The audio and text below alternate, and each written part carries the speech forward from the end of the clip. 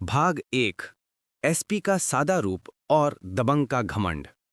SP Anamika राय 28 साल की युवा अफसर को बड़े शहर से पिछड़े लेकिन रसूखदार लोगों के जिले में आए अभी सिर्फ 3 दिन हुए थे।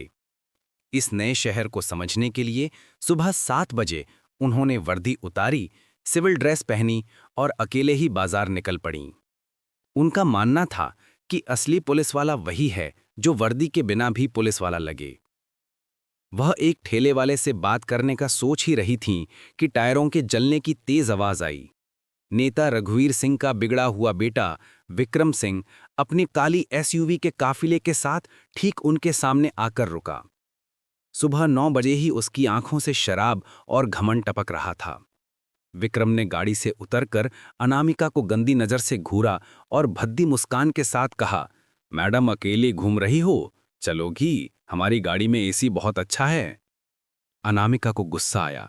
उन्होंने कहा, तमीज से बात करो, तुम्हें पता भी है तुम किससे बात कर रहे हो?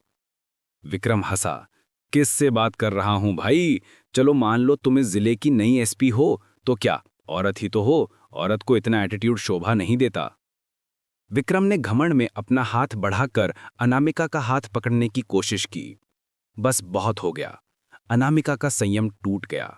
पलक झपकने से भी कम वक्त में उनका हाथ उठा और छटाक, एक जोरदार थप्पड़ की आवाज। दबंग नेता का बेटा विक्रम सिंह अपना गाल पकड़े खड़ा था। उसका महंगा चश्मा सड़क पर टूट चुका था। बाजार में सन्नाटा छा गया।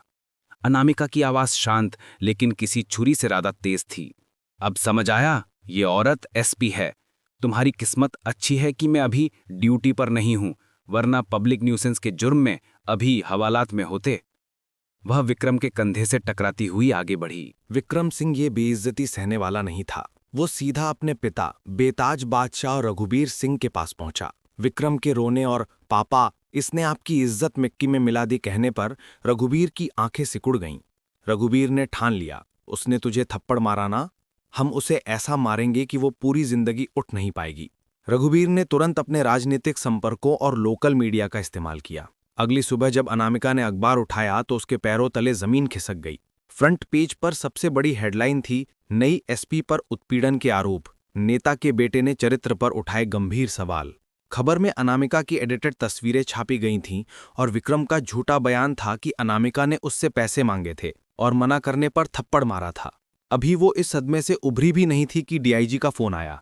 अनामिका, ये मैं क्या सुन रहा हूं? जब तक इंक्वायरी पूरी नहीं होती तुमसे चार्ज वापस लिया जा रहा है, तुम्हें सस्पेंड किया जाता है।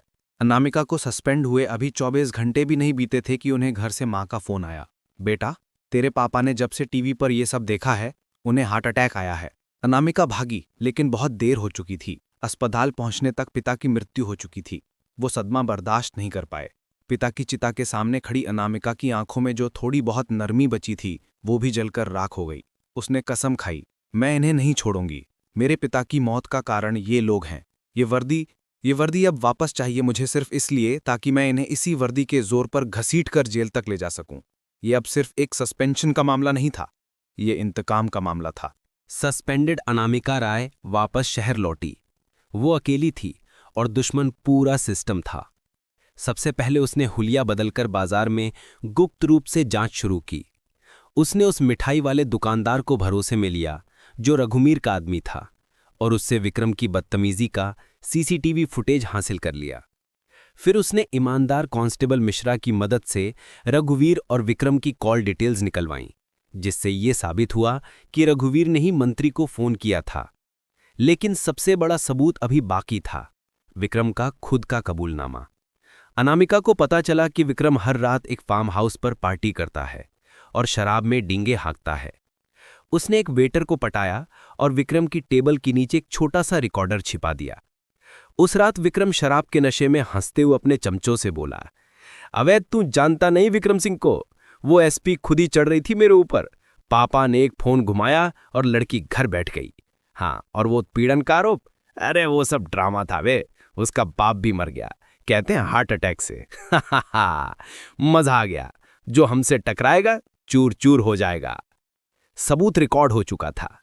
अनामिका के पास अब सब कुछ था, सीसीटीवी, कॉल रिकॉर्ड्स और विक्रम का कबूलनामा। अगले दिन शहर के सभी पत्रकारों और बड़े लोगों को एक गुमनाम इनविटेशन मिला। होटल ग्रैंड में एक जरूरी प्रेस कॉन्फ्रेंस। ठीक 11 बजे स्टेज पर एक सस्पेंडेड एसपी अनामिका राय खड़ी थीं। रघुवीर के आदमियों ने रोकने दौड़े, लेकिन दरवाजे बाहर से बंद थे। अनामिका की आवाज में आंसू और फौलाद दोनों थे। आप सब सोच रहे होंगे कि एक सस्पेंडेड चरित्रहीन अफसर की हिम्मत कैसे हुई बोलने की। मैं आज यहां सच्चाई दिखाने आई हूं। स्क्रीन पर प्रोजेक्टर चला, बाजार का सीसीटीवी फुटेज चला जिसमें विक्रम की बदतमीजी दिख रही थी।